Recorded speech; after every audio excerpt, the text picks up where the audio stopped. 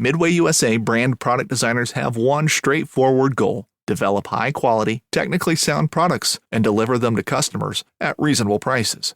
If you are immersed in the shooting sports industry and pay close attention to every single detail, you know our products are built right and stand up to everyday use. Who has shooting mats and range bag systems to hunting clothing and just about everything for the outdoors? Log on and shop 24/7 with super fast shipping. MidwayUSA.com. For almost 50 years, Midway USA has been America's go-to source for just about everything for shooting, hunting, and the outdoors. Go to MidwayUSA.com to see our latest deals and promotions and take advantage of our super fast same-day shipping. If you need a cooler, a new fishing rod, another rifle, ammo, or a reloading press, you can find it all at MidwayUSA.com. Thanks for your business.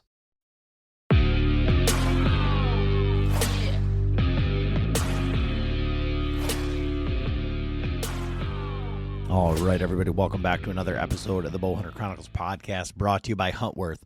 Huntworth gear for all types of weather, all types of terrain, all types of budgets. It's clothing that just works. Check them out at huntworthgear.com. So just getting back from the NRA show, the Great American Outdoor Show in Harrisburg. Great to see some of you guys out there, as well as some of the companies, personalities, people from the industry that I don't get to see that often. Great show, great stuff, great response from the customers of Latitude. Very, very happy with the sticks. Had a lot of guys come back, and they were just, overall happy after sitting in all the saddles at the show, coming back and choosing either the Maverick or getting that heck of a deal, that 30% off of the Method 2. So those are on sale on the website. Incredible price. It's just over $200 for that. It was their flagship saddle up until now, the Method 3 coming along and the Lone Star. And then they did just drop a new product on the website, that pack. So that is going to be launched today at 9 a.m. and that is called the Profile Pocket. So it can be used standalone. It's got G-hooks on there to carry the sticks, as well as it'll hold the platform. I got to see some of the prototypes earlier in the year, and finally got to see it at ATA. Really cool. Great functionality on the front of that Ranger 22. So that can just take place of that little panel that's on the front and, allow that same bit of compression, but give you a little bit more storage if you think you need it, as well as it will hold the platform. So definitely go check those out. Really good addition to that Ranger 22 pack. And so that's going to be dropping tomorrow. I guess as you're listening to this, it'll be on the website live at 9 a.m. So pretty awesome. Like I say, always great to see those guys and, really talk to guys who are getting into saddle hunting and new to saddle hunting and all of those things. Stopped by the Spartan Forge booth, got to hang out with Johnny Stewart, didn't get to see Bill. The stuff that's going on with that, now they have the UAV for the entire 48, as well as that sun shade layer, which is actually developed by one of our own Patreons, Stan, working for Spartan Forge now. So that's super cool. And then over at the Huntworth website, you can check them out. They've got, some clearance deals, 20 to 50% off a lot of their cold weather stuff. So if you are looking for some of that stuff, some of that heat boost stuff, the Saskatoon is what I've been running, and that Saskatoon vest is incredible if you're looking at any of that heat boost stuff. So yeah, this podcast is super controversial. This guy reached out to me, and it's coming from a place of, we talk about wanting to make change, and we're talking about like being part of the solution instead of being part of the problem. Hunter infighting, all that stuff, long form discussion on that, and about like where crossbows fit into that. as well as how to actually lobby against the state to get things changed. Like during this, you may hear his cell phone going off a little bit. While we were doing the podcast before we started, he was taking calls from senators, people from the houses of representatives, getting back with him to kind of talk about this upcoming legislation in Minnesota. And he's putting his money where his mouth is to try and get it changed. And I think for a lot of us who, talk about we want to make change, specifically here in Michigan with how we feel the NRC is operating in the DNR. This is just kind of like a follow on to that. He's out of Minnesota, but it is a Midwest coalition that he is leading. So I felt it was interesting, and it's a nice, fun, controversial topic, and who wouldn't want to talk about that? So as always, guys, thanks for listening. Enjoy the episode. All right, everybody. Welcome back to another episode of the Bowhunter Chronicles podcast. And we're going to start off today's podcast this week. Who doesn't like a little bit of controversy, right? So I don't think there's probably anything more controversial than hunters' rights. And when we get into like hunter infighting, it's one of those things where we joke about it a lot here on the podcast. It's like, you're gun hunters, you're not good enough. We mostly bow hunt. We aren't fans of crossbows at all. This year I killed some deer with traditional bow, and everybody has this big, long, pissing match about whose hunt is tougher, all this stuff. And if you're not doing a self bow, chewing the string out of sinew, making your own cedar arrows, then there's always somebody that's doing it harder, doing it better. And so I got a guy here, Nick Amunrud, out of Minnesota. He reached out to me, and he has created a group that is actually lobbying for kind of taking back a little bit of the crossbow season, taking back the archery season from the crossbow hunters a little bit in Minnesota. And it's a very polarizing concept, slippery slope, all of that stuff. So we're going to get into that a little bit today. And like I said, who doesn't like a fun little controversial topic? So how you doing today, Nick? I'm doing good. I appreciate you having me on. Does that sound fair as far as kind of what the goal is? Yeah, I wouldn't say I'm necessarily trying to take back the season from crossbow hunters. It's more about preserving the integrity of the archery season, because I think if we're going to have designated seasons for different weapon types, they should make sense, and we should hold to those a little bit. But we'll see what happens with it. There is currently a bill in the Minnesota Senate that would continue the use of crossbows in the archery season. I am working on trying to get a competitive bill put in place that would restrict the use of crossbows to only designated firearm and muzzleloader seasons, because I do not feel like crossbows are archery, and just makes sense to me. So okay. So before we dive too deep into that, what is your hunting history, and why are you so passionate about this bill and the idea as a whole? Yeah. So I started deer hunting when I was 12. We're in a shotgun zone in southern Minnesota, so it's a 12 gauge shotgun, and I still hunt with a shotgun to this day. Hunted on my grandpa's farm for the first 3 years that I hunted, and then I started dating my now wife, and I was able to hunt her family's farmland, and they have some land in the Minnesota River Valley. And I noticed that come firearm season, there were a lot of people out there, and I enjoyed gun hunting, but what I noticed about the archery season was if I was willing to work a little bit harder and practice shooting bow, I basically had the place to myself other than one or two other guys. So it was an opportunity for me to be able to hunt less pressured deer in a more natural setting. And I really enjoyed that. So I've been bow hunting ever since then. I've shot some bucks, I've shot some does, and I still shotgun hunt during shotgun season, and I still try to muzzle during muzzleloader as well.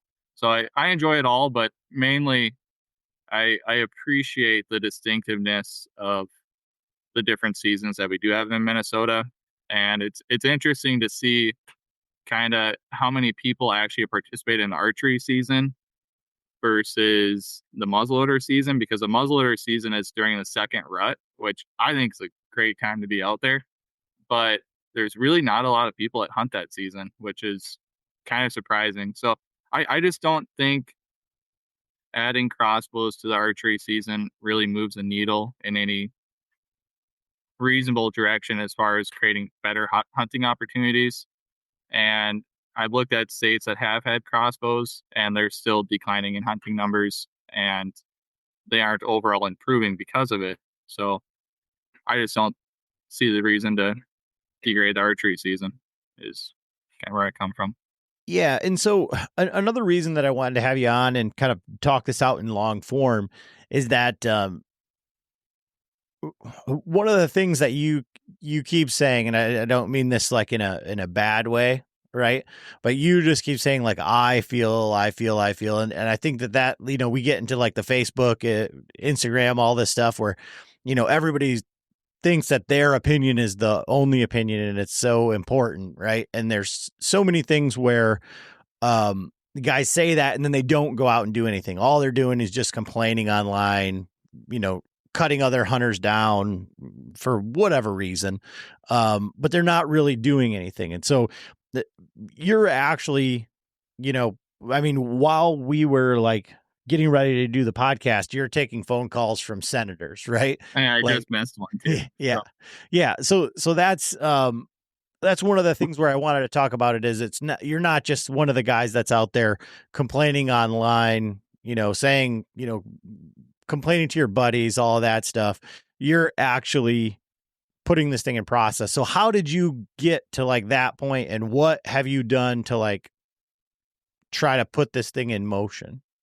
So back in 2018, I was still, I went to the University of Minnesota for forestry, and I've got a minor in environmental science and fisheries and wildlife.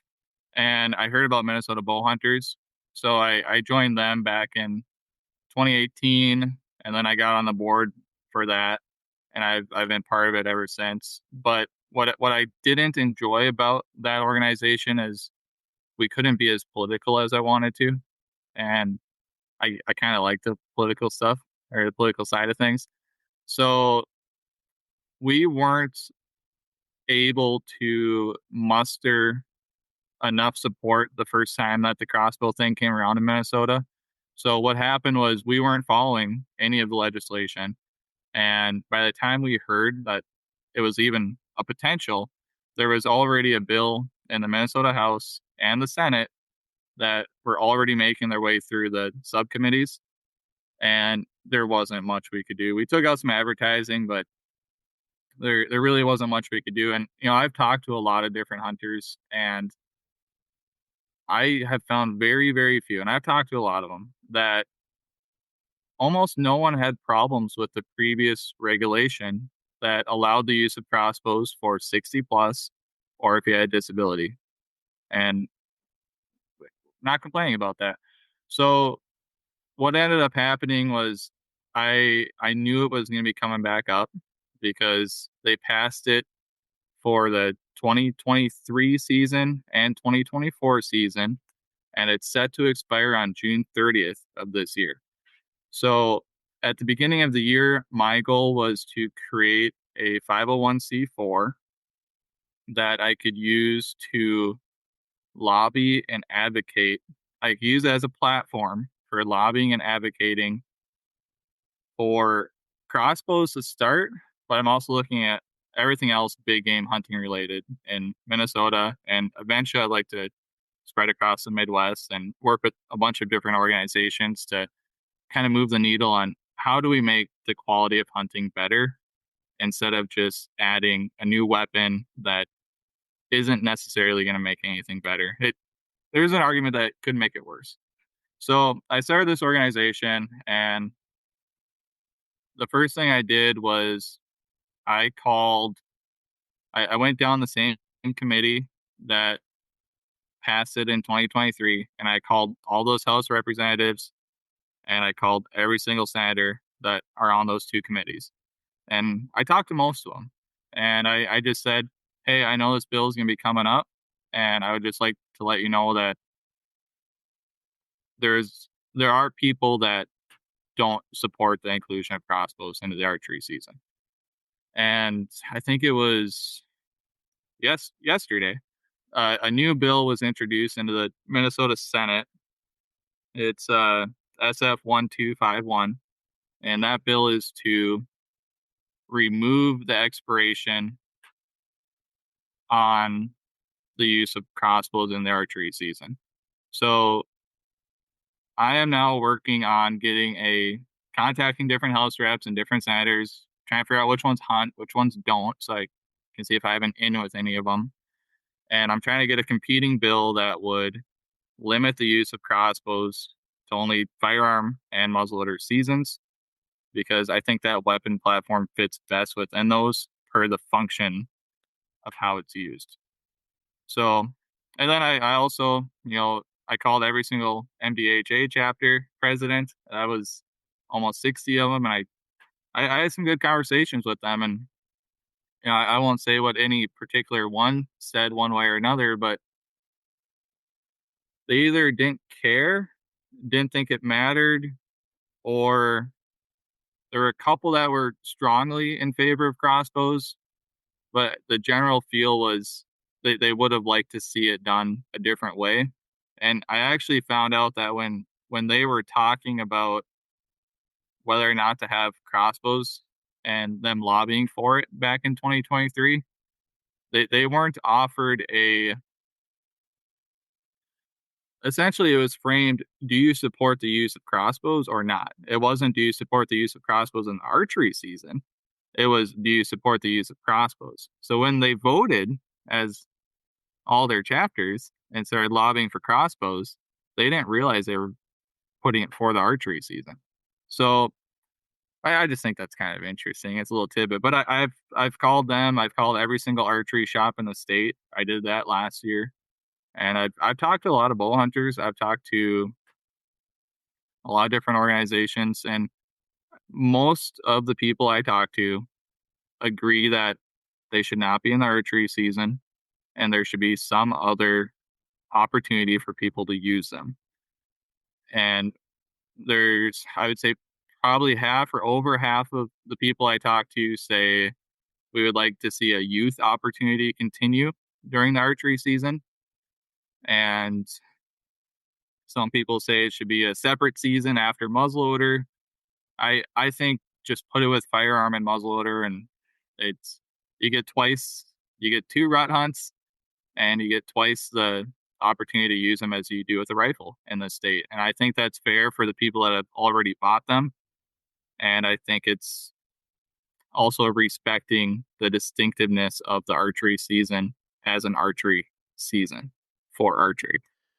So, like I said, I'm playing devil's advocate here, and I would imagine that these are some of the pushbacks that the senators are going to get, some of the people who don't hunt, and some of the hunters that are using crossbows, and because like I had said earlier prior to recording, in Michigan we have this really big divide, whether it's QDMA 1 buck versus 2 buck versus antler point restrictions, about the management of the deer herd, and some of the things that we've seen with our own DNR versus our DMI and NRC is that our wildlife biologists, so right now in our muzzleloader season, they've opened it up to all firearms. So there essentially is just this 2-month-long gun season. And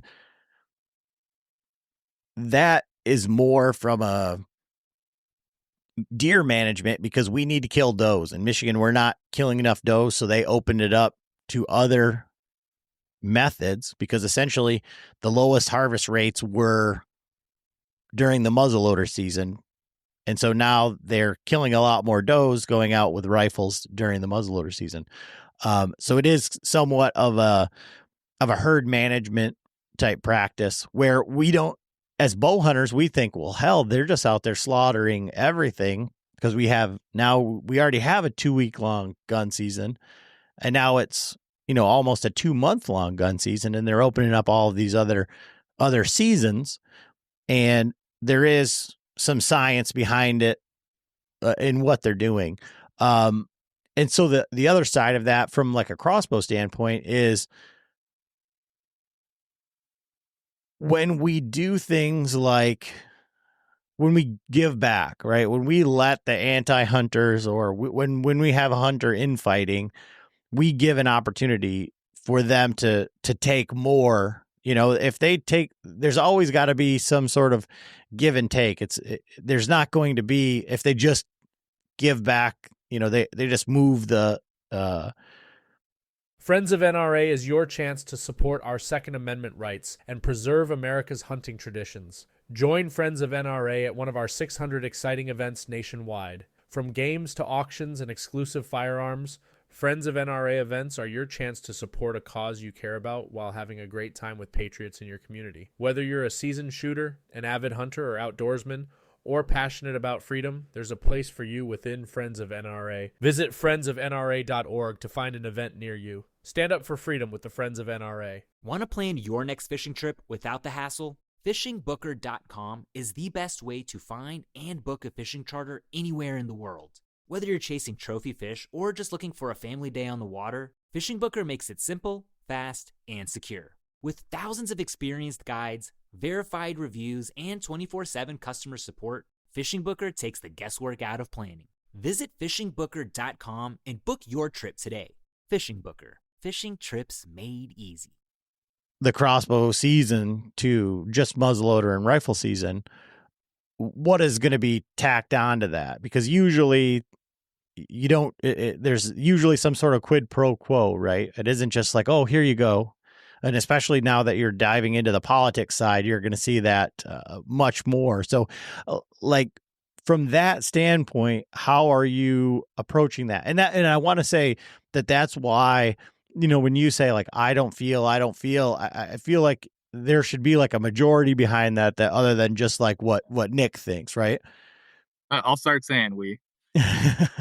So, yeah, and I don't have thousands of dollars to be buying plates at dinners, and I think that's gonna come back to bite me, because if I'm able to get representatives to support this, they're gonna want something in return, and usually that is getting them reelected, which as a 501c4, I can actually help with that. I can support the candidates that are pro hunting, that are doing what I believe is positive things, creating better wildlife management. I can fully and openly support them. And I couldn't do that with Minnesota bow hunters, and that was kind of not a lot of fun. So I do see the argument of hunters saying, trad bow hunting is real bow hunting, or muzzleloader is more traditional than firearm. And I just want to make it clear, I'm not trying to take away someone's opportunity to use a crossbow. It's not the intention. I am solely looking at it as this. We have seasons. We have an archery season, a muzzleloader season, and a firearm season. You should look at those names and see what each category is, and that's the category that should be allowed in each season. So it's not about restricting use. It's about safeguarding the seasons, essentially. And I don't believe that. So you can make an argument that this is hunter infighting. I'm not convinced that it is, because if we're not going to, unless you're advocating that there should be no different seasons for different weapon types, and all you want is, let's say, a 3 to 4 week any weapon season, you're allowed to have discussion on what is appropriate during the season. What technology should we allow? What should crossbows be in the archery season? Should air bows be in the archery season? How about air rifles? What's the difference between an air bow and an air rifle? So I like the distinctiveness of the archery season where you have to draw, hold the weight, and release. And I'm not trying to cause division between hunters, and I don't necessarily think that an argument or a discussion of what technology we should allow, it should be legal in what season. Because if you don't have these discussions and you're not trying to, if hunters aren't involved with managing our wildlife, the anti-hunters definitely are. So I was part of that, we'll get to that later, with elk management in Minnesota, but there were less than 70 people that showed up to the DNR's webinar to learn about how they want to manage a new population of elk in Northeast Minnesota. And it's sad to see that no one wants to be involved.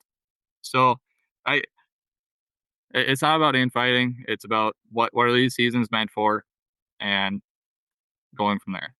But Yeah. I think I answered most of it. Yeah, but I mean, again, I feel like in our society, right, which is now we have Amazon deliver things, sometimes same day. We don't want to wait for anything on TV. We can binge seasons at a time instead of having to wait till every Thursday or Friday like we used to watch one episode of a show. We've been conditioned to have like this easy way and our way and to get what we want. And so when we start saying you can't do this, and that's what we've run into with the antler point restrictions and things, is like, who's to say what is a trophy? Who's to say, what is the hunting experience? Just because the hunting experience that you want doesn't align with mine, that doesn't mean that I'm wrong, because I like going out and battling it out with 100 other hunters. Like, I don't, but maybe somebody doesn't care about that. They just want to go out on the day that they can go out and have an opportunity to get a deer. I think that when it comes to crossbows, I think there is a very good, it would seem like an easy solution, which is kids up to a certain age because of holding weight and what is ethical. And the same thing goes for elderly or, a certain age for the same reasons. And then your disabled hunters, which is what it used to be in Michigan up until 2010. And then it opened up to everybody. And is that kicking and screaming, I just want to do what I want to do. I want it to be easy. I want the easy button. And I'm on the same page as you. I think overall this is what I think bow hunting is. And crossbows to me, I guess I always look at it, and I don't remember who I heard say it. And I'd imagine that it's true. I've never had a crossbow hunted or messed around with it, but like, nobody says, hey, let's go shoot our crossbows today. Let's go out and walk the course and shoot our crossbows. You shoot them, you sight them in, and it's just like your rifle.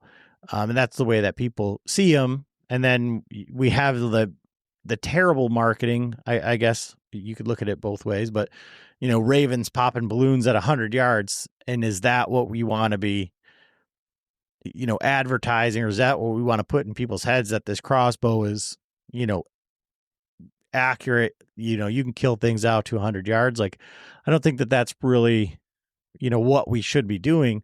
But at the same time,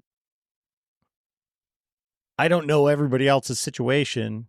So who am I to say what you should or shouldn't be doing? And I'm coming from we've pigeonholed ourselves into doing a bow hunting only podcast. We've been doing this for 7 years. There's only so many conversations you can have about just bow hunting. If we were hunting with flintlocks and muzzleloaders and all this other stuff, but that's what we enjoy and that's what we're passionate about. So again, we may be in like an echo chamber of, this is what I want and you're going to listen to what I want. You know what I mean? Yep. So that's another part of the reason why when we started Midwest Big Game Hunters, I didn't want to focus just on bow hunting, because with Minnesota Bow Hunters, I didn't realize that you got a smaller piece of the pie. So what I like about potential with Midwest Big Game Hunters is I can grow it, because like I said, I bow hunt, I shotgun hunt, I muzzleload, I like to shoot rifle, I do it all. So, but what's interesting, to follow up on a couple stuff,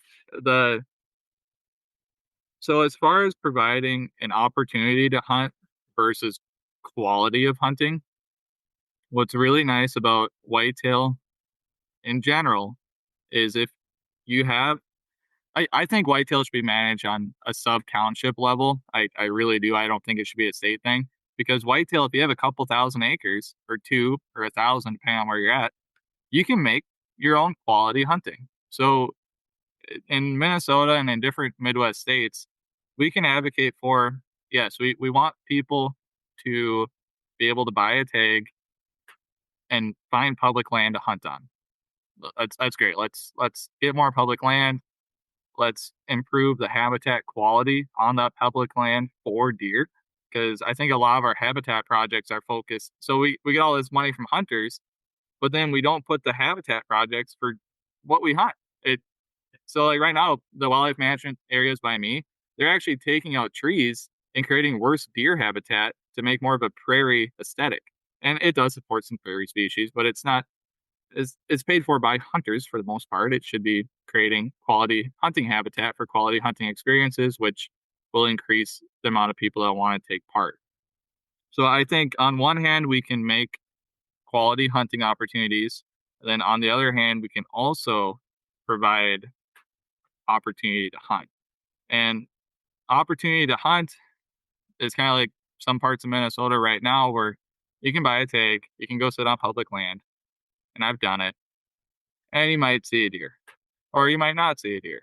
And it's not necessarily the kind of experience that keeps people really interested, especially kids. If they're not seeing deer, they're losing interest. So another thing I'd like to do is try to figure out, like Montana's got like a block land management system, and I'd like to figure out how to improve relationships with different farmers and producers to see how we can improve access. But I don't necessarily think it should be a government program, and I don't think it should be a one guy leasing 6,000 acres.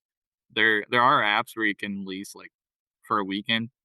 So there's opportunity out there, and leasing's way cheaper than buying land.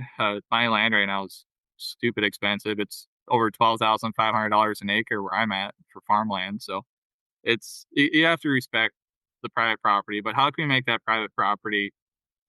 We can improve the quality of hunting on private land and have that bleed over into public land as well.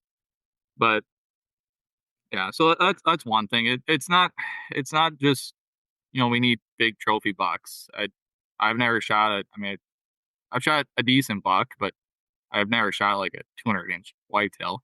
But it's also, we don't really have them where I'm at, so it's kind of if I was gonna wait for a 200-incher, I would never see one ever. So, but and going back to one of the first things you said about archery, and people wanting to take the easy way out. I do. I mean, crossbows are kind of an easy way out for archery. It just is. It might offend some people, but you don't have to practice as much. You can sight in your crossbow, hand it to your kid, and yeah, they can shoot it accurately out to 100 yards or further. And you know what? People are going to do that. People are going to take shots at deer at 100 yards. Because I even listened to a podcast where they were talking about, with compounds, once you get past, say, 60 yards, the deer don't react as much or at all to the sound of your shot.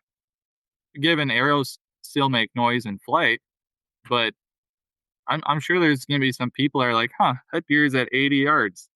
Maybe I should take a whack at it. And people are going to do that. So people are always going to push the limits.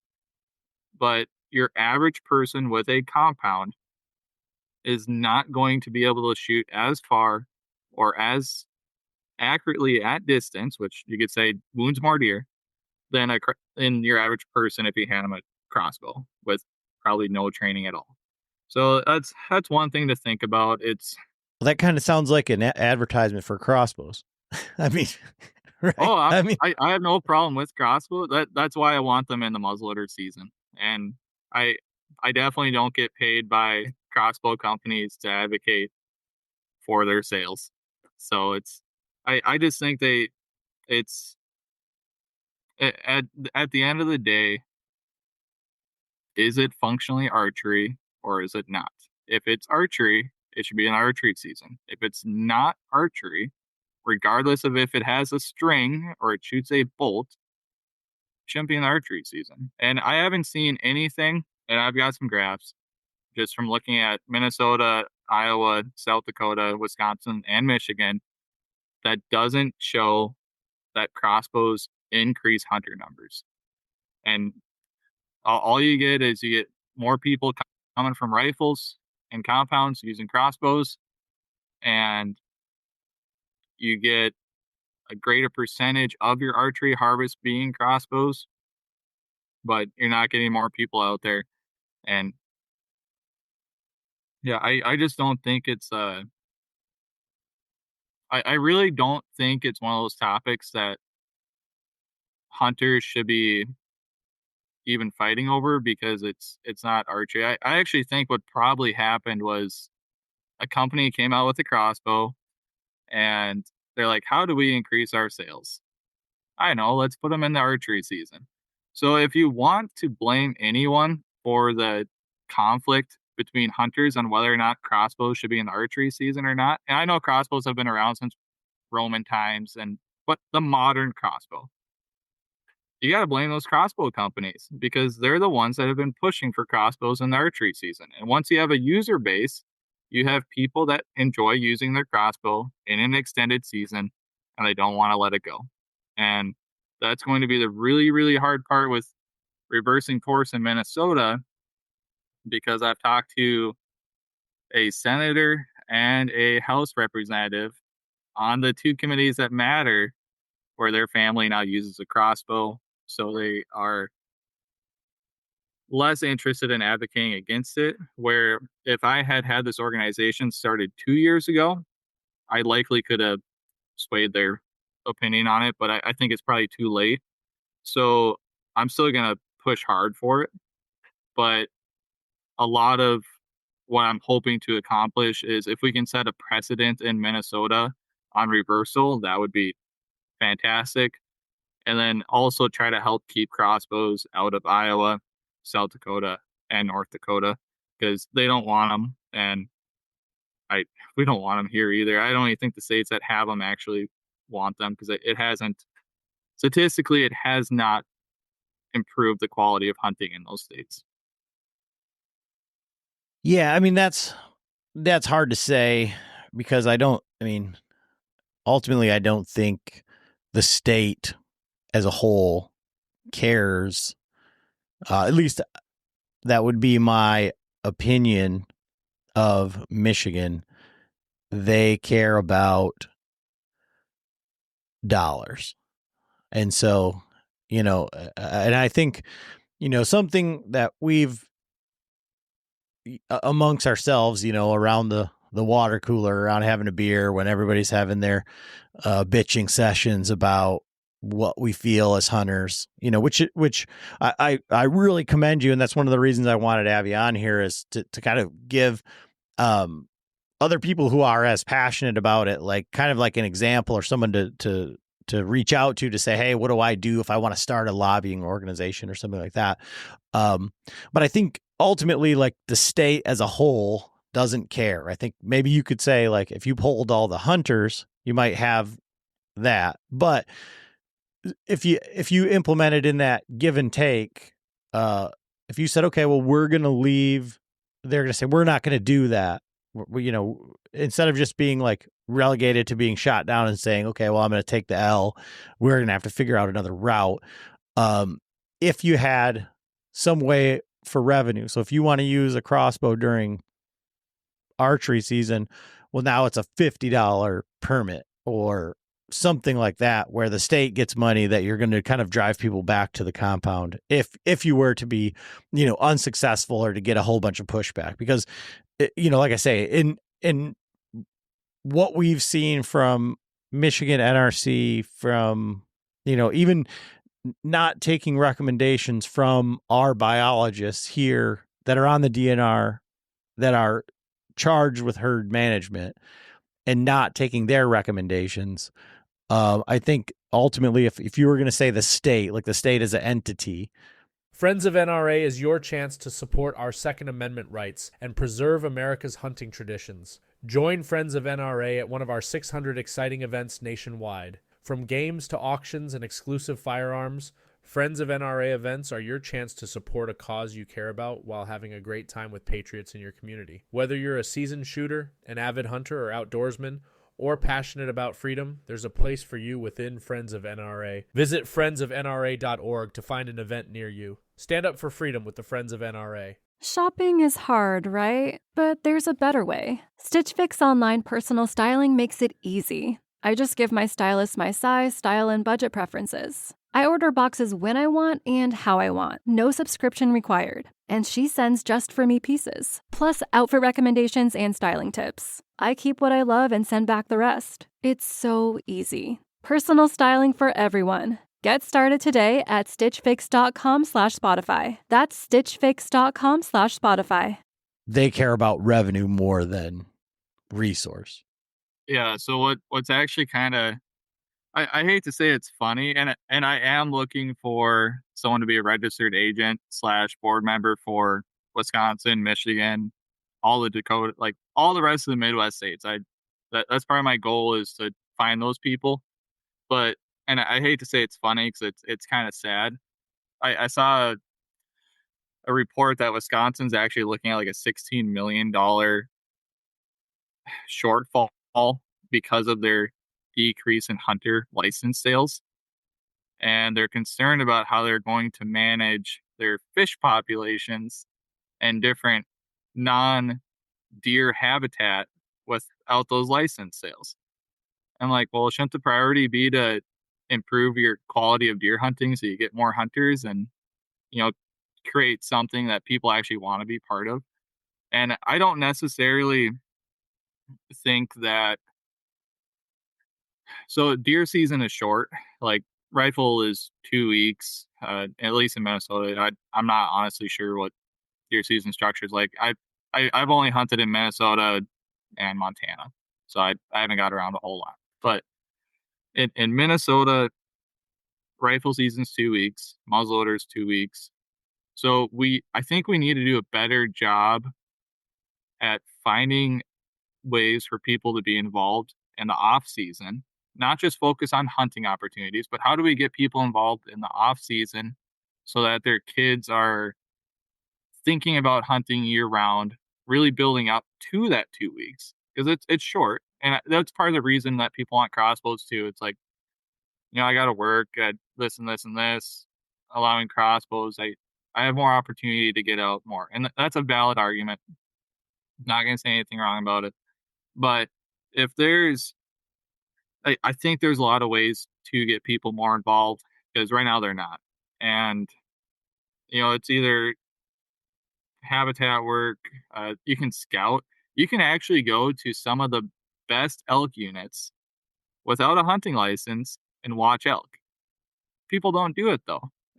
People just don't want to be involved. And if we got time to talk about that elk stuff too, I'd love to. But even if you look at Wisconsin, since they started allowing crossbows, since 2014, their total deer license sales are down 9.2%, and their crossbow, their total deer license sales are down 9.2%.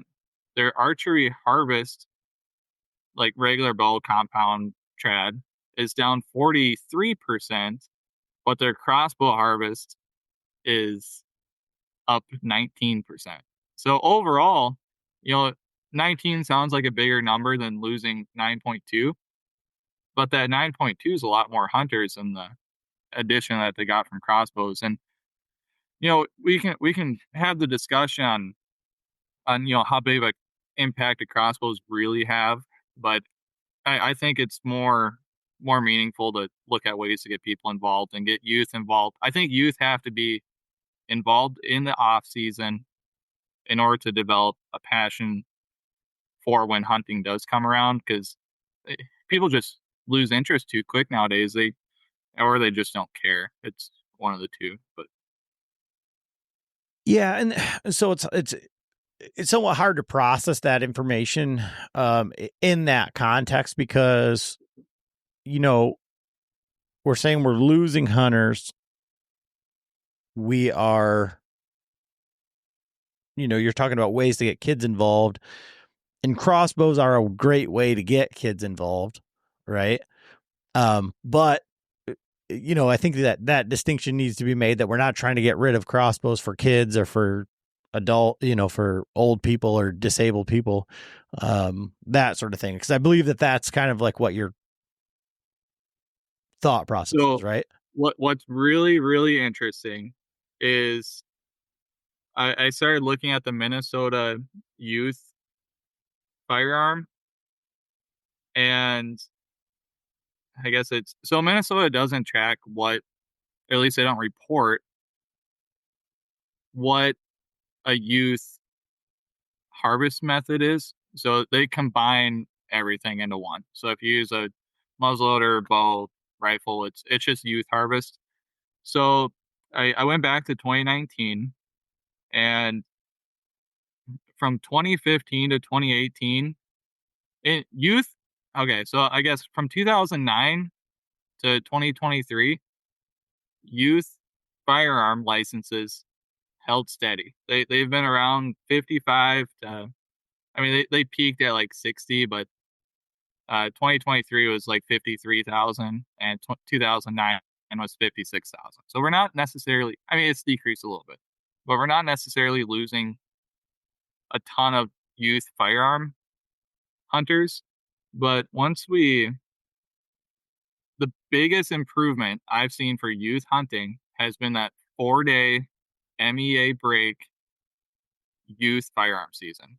That has had just an astronomical impact on youth ability to harvest a deer and hunt.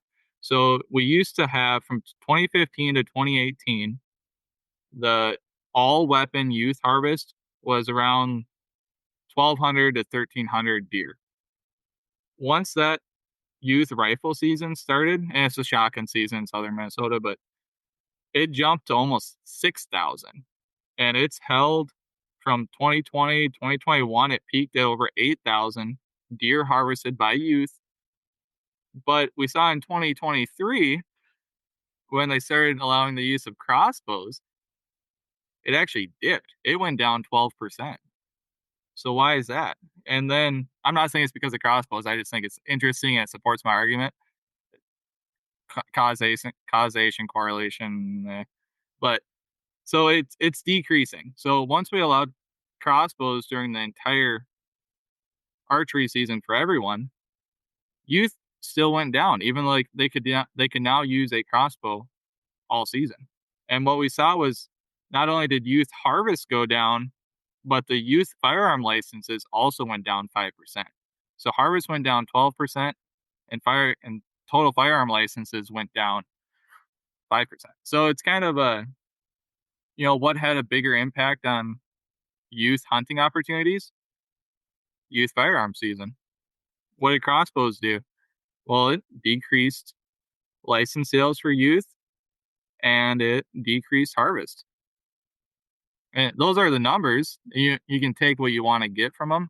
Yeah. But it's pretty clear that allowing a youth firearm season had a bigger impact. And I do believe that youth are better off using a firearm and learning how to use a firearm, because it's hard to argue against that firearms are easier for youth to kill deer and not wound deer with over a crossbow or a bow.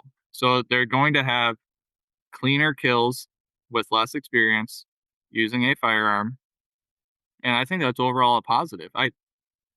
You'd have a hard time telling me that youth season is not a bigger positive impact on youth than the crossbow season. I think there is potential that if we limited the crossbow use to only youth during the archery season, that you would see higher youth success rates because the deer aren't as pressured as they are with everyone using crossbows.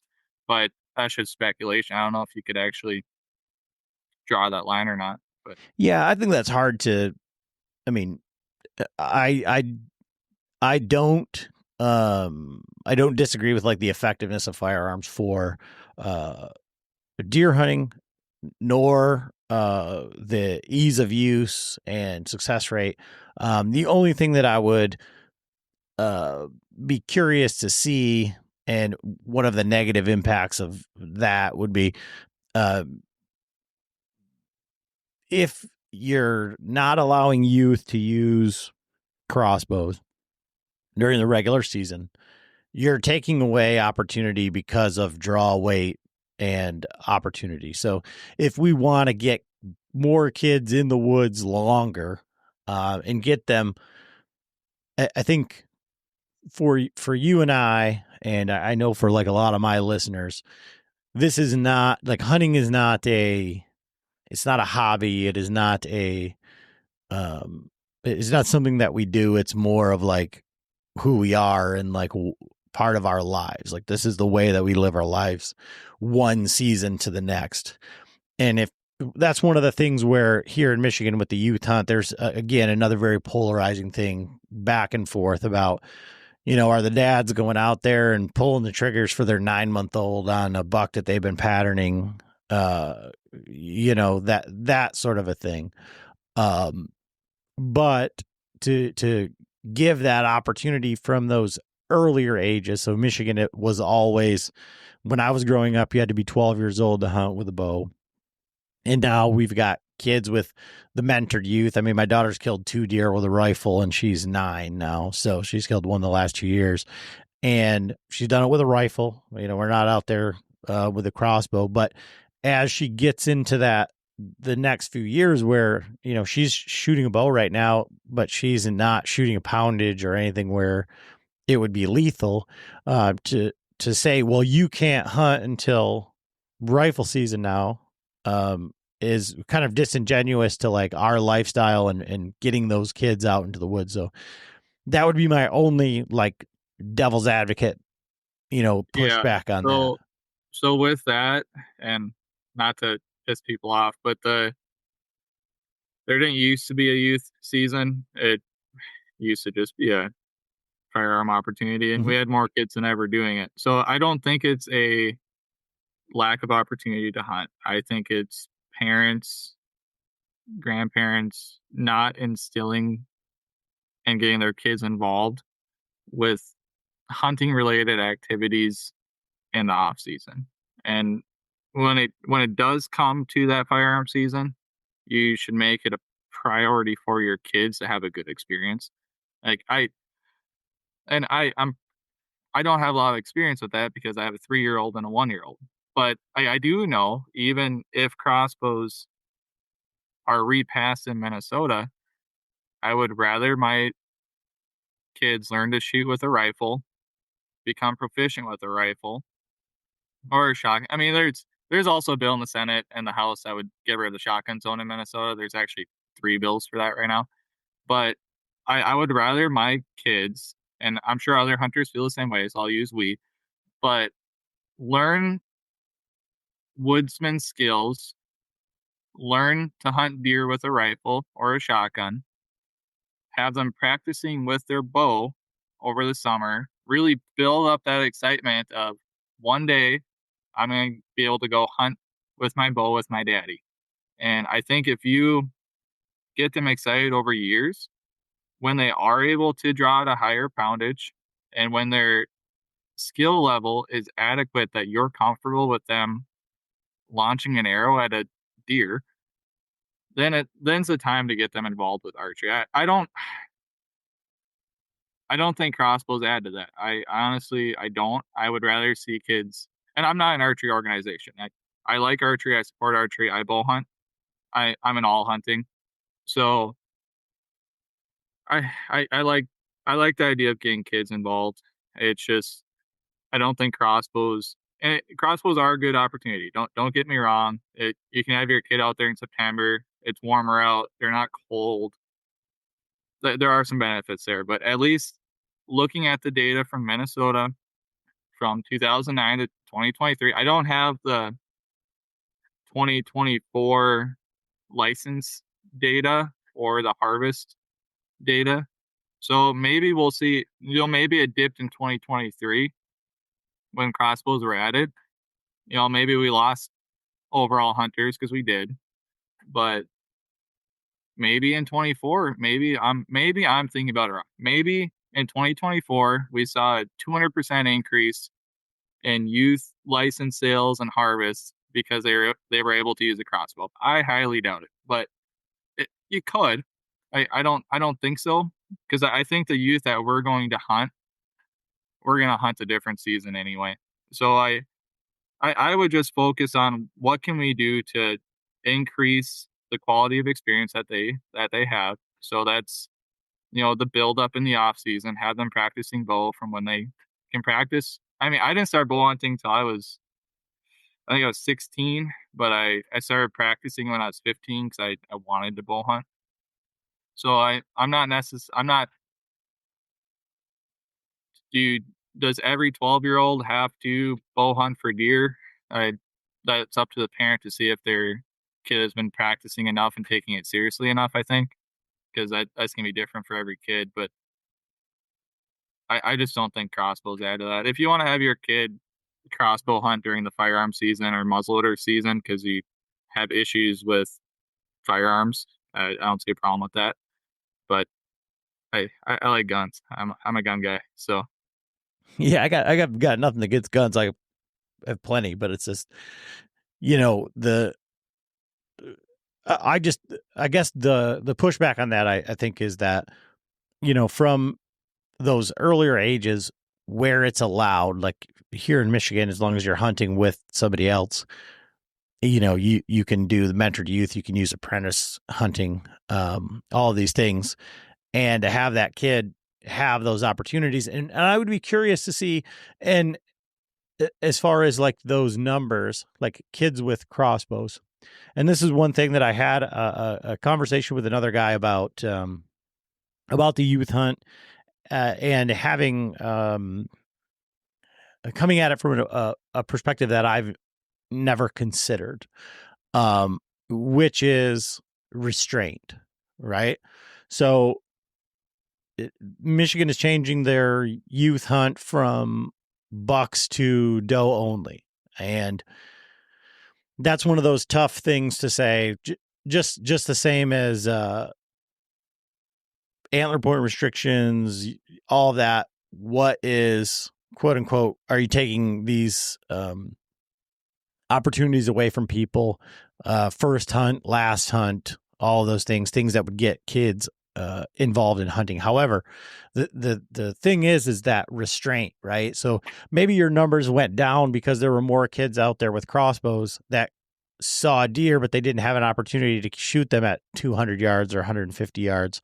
And they had to learn to not shoot, or when it was not okay to shoot, or, learned more about like what was ethical and what was target distance and things like that. So, and I think those are things that, in that mentoring of youth and taking them out there, that it shouldn't just be a turkey shoot, right? It shouldn't be fish in a barrel, which sometimes on these earlier seasons, deer on patterns, it can very well be, especially with rifles. So that would be something also to consider, is the failure portion of it.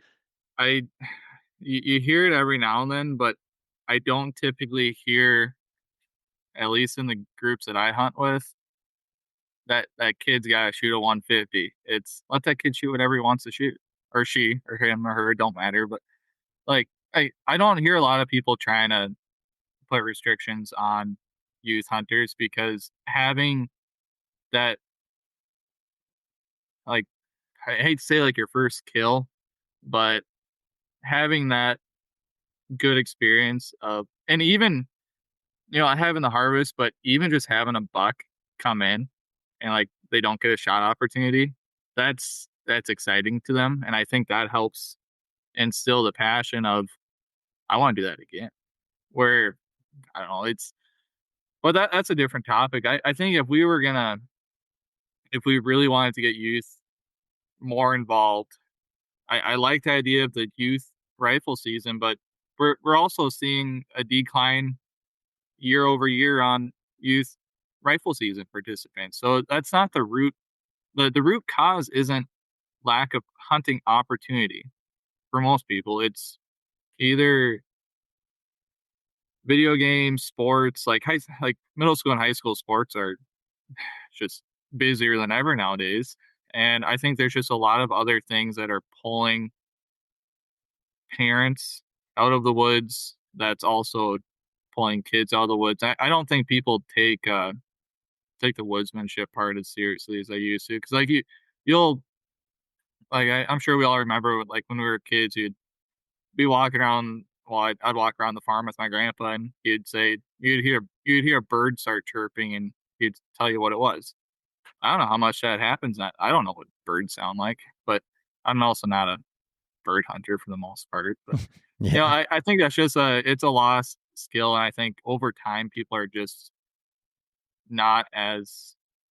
There are some people that are really serious about it, but I don't think people are as into the culture or community as they probably used to be.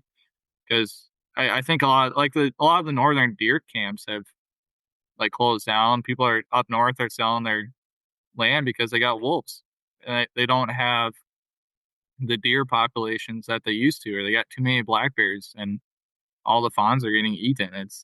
It's sad to see, but like I know Minnesota, we got some bills in the House and Senate to allow for wolf hunting, but it's not going to happen in Minnesota. Not for a while. Even if they get federally delisted, in probably September, which I've heard, Minnesota won't. I highly, highly doubt it.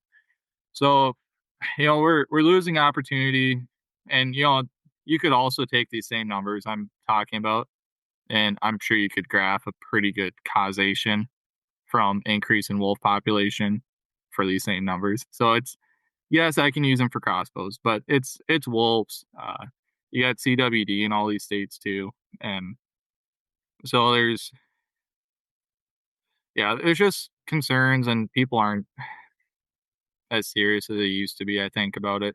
So what I want to do is just focus on how do we make quality hunting opportunities while keeping the opportunity to hunt for people, and then focus on how do we get people more engaged with their local hunting clubs and chapters of organizations, so that they're informed and they know what's happening on their legislative side. Because if we as hunters don't voice our opinion, stuff's going to change anyway.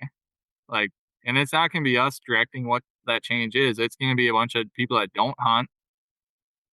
Most of our House representatives and senators don't hunt, and they're making the policy. So if hunters don't show up and we're not involved, we won't have a voice. And I don't think it matters to them a lot. Most of them anyway. They don't think about hunting on a day in, day out basis. It's just, I mean, it's money, but I also don't think they care too much about the money part of it, because it's just getting reelected, I think, for the most part. And So I would agree with that. For you, then, what are the next steps? So, like, if people want to get involved, or what can they do to help you out, or to kind of push this thing forward? Like, what does it look like going forward for you, and what what do you need from people in that journey? So the website is midwestbiggamehunters.org. You go on there, I got everything from public land, Second Amendment stuff, archery, just a whole list of stuff. So, I'm kind of harping on this crossbow issue because it's one of those things that it's already in motion, and I feel like I'm running on a very limited amount of time to actually make a difference if I want to. So, I mean, some membership would be great. If you know anyone that's, because what happens is I talk to these House representatives and senators, and they're, how many members does your organization have? And I gotta say, I just started a month ago. We're a pretty small group of people. It's mostly me that's doing all the phone calls and outreach. So if I can find some more people that want to be involved, even if you're not with me on this whole crossbow issue, that's fine. Once this is done, and it's going to be done probably. In a way, it ends where it begins. Very insightful. Thank you for sharing this Red Baron with us, Linda. It's so tasty, it makes me want to share something of my own. I didn't actually read the book. Me neither. I watched the movie last night. I judged it by its cover. I haven't read a book since middle school. I'm secretly seeing 2 other book clubs. And I can't even read. I'm not really Gary. He just paid me to be here. Sharing Red Baron pizza can lead to more sharing. You found your person. Now let the Knot help you with everything else. The Knot connects you to the wedding inspo, vendors, venues, and planning tools you need to make your day totally you. Having helped plan 25 million weddings, we've got your back when it comes to every little detail like RSVPs, budgets, and more. Because your wedding comes to life with the connections that matter the most. Get started at theknot.com/audio. The Knot. Let's plan your wedding together. I think in the next probably month we'll pretty much know what direction it's going to go. So once that's done, there's a whole bunch of other stuff we're going to be working on too. So, reach out to me, either through the website, or we got a Facebook page, or you can just message me personally. And if you want to be involved and you're interested in being more on the political side of things, I think this would be a good opportunity for you. And then what I'd also like to say is so a lot of these hunting organizations are 501c3s, so they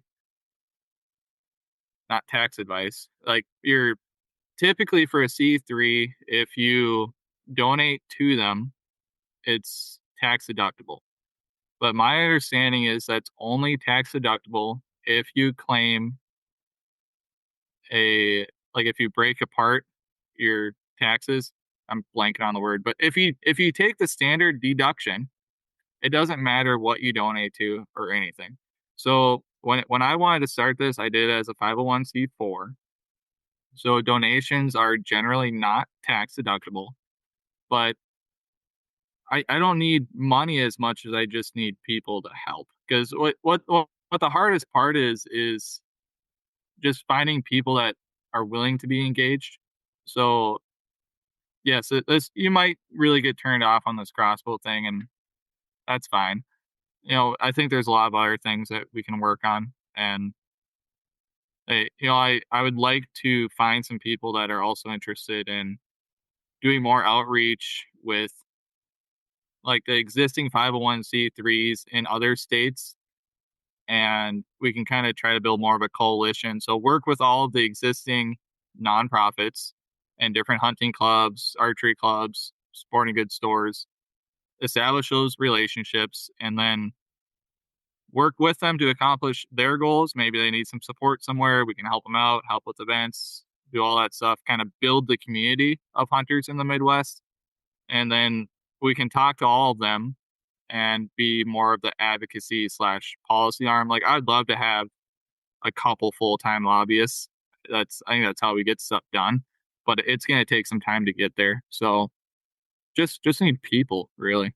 But well, I think this is a great way to do it by getting the message out there. I'll probably like to get back with you say after June, to see like how this all played out, and one way or the other to see why and see kind of like what needs to happen going forward.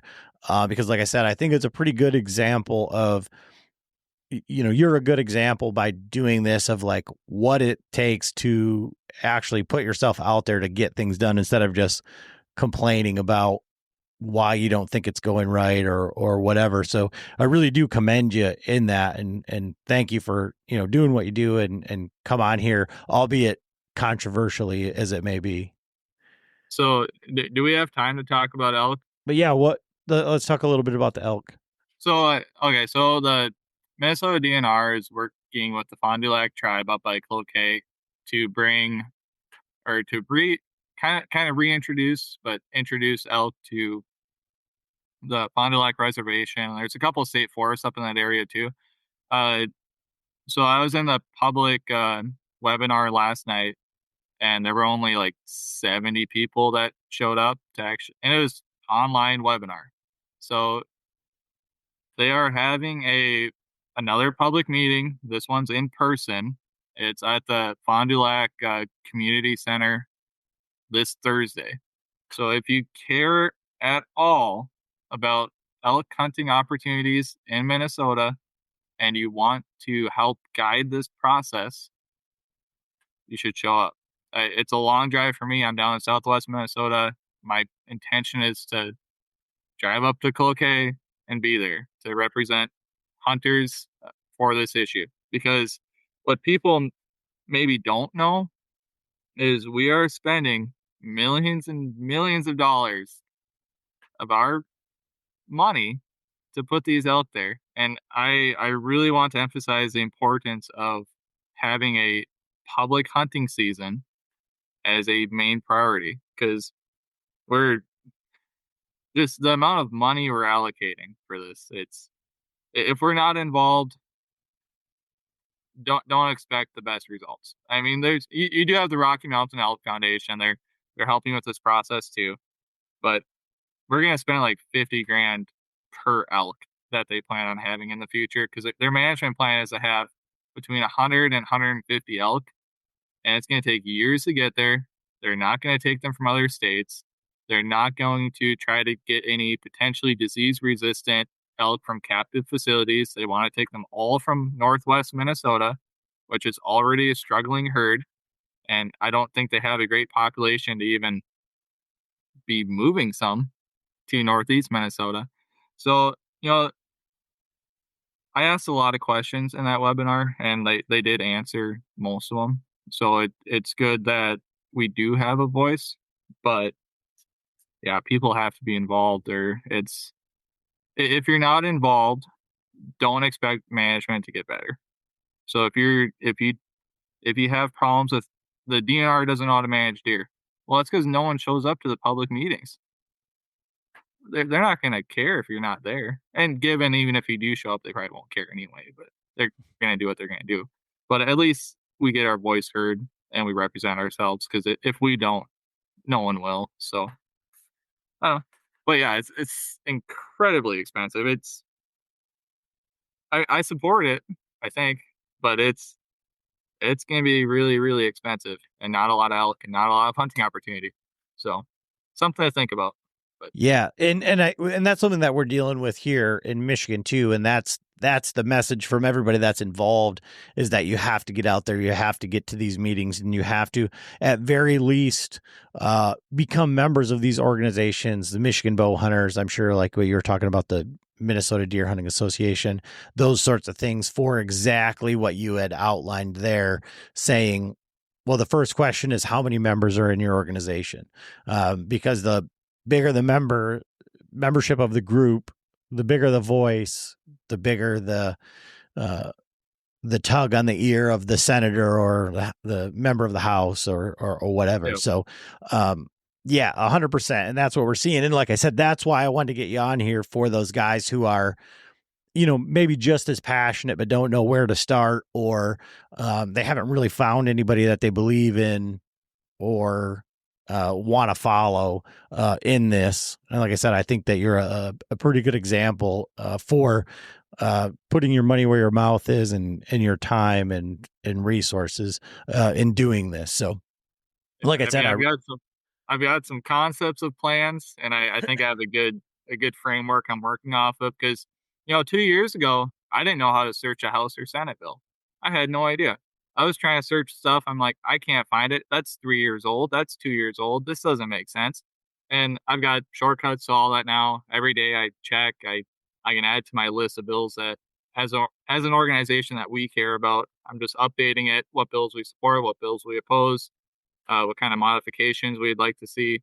And the more people I can get involved, the bigger impact we can have. So you don't have to agree with me on crossbows. It's fine, but I am pushing for it, or not for it, but against it in the archery season. But it's okay if you disagree.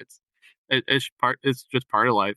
You agree on some things, disagree on others, and hopefully we move towards more access and better quality of hunting over the long run, and we're not just bleeding hunters. And there's a lot of ways to go about it. There's some right ways, some wrong ways. There's a lot of in the middle. At the end of the day, what really matters? Does crossbows really, really matter? I don't know, because it's not tracked. We don't know what the actual contributing factors are. We can just look at the data we're given and say, yeah, it could be negative. It looks like it could be, but you can't say for sure one way or another. So I think us being involved and then being able to make reasonable arguments with representatives, I think will go a long way in the long run, but it's going to take some time for sure. So if people have questions on that sort of stuff, looking up bills or want to get involved or whatever, what's the best place to get a hold of you or to reach out to you if they've got questions or anything? Yeah, so the email is midwestbiggamehunters@gmail.com. If you go on our website, there's also a contact us that probably gets you to the email. If not, you can just find me on Facebook or something and direct message me. That works too. And but yeah, just looking for people that are interested in being a little more political and a little more involved. And I think there's a lot we can do with this organization. I'm trying not to box myself in too tight, because there's a lot of issues out there, and it's never a bad thing to have another organization lobbying for hunters with our representatives. The more the merrier. So yeah, that's what I got. But all right. Well, thanks for taking the time and talking with me today. And like I said, I hope the best for you in the future. I'd love to follow up here after the decision is made on the bill, so you can kind of debrief on what happened and kind of what it looks like going forward. So again, thank you. Yeah, no, I appreciate you having me. And it's a great learning opportunity. It's probably an 80-20 on 80% going to pass, 20% we might be able to change it, but it's at least a great learning opportunity. And it's just a way for people to get involved in something that they care about. I don't want to talk too much, but I feel like I'm not going to look back when I'm 60 and be like, man, I really regret being involved when I was 28. So sure. There's a lot we can do. I appreciate it. Yeah. Thank you. All right.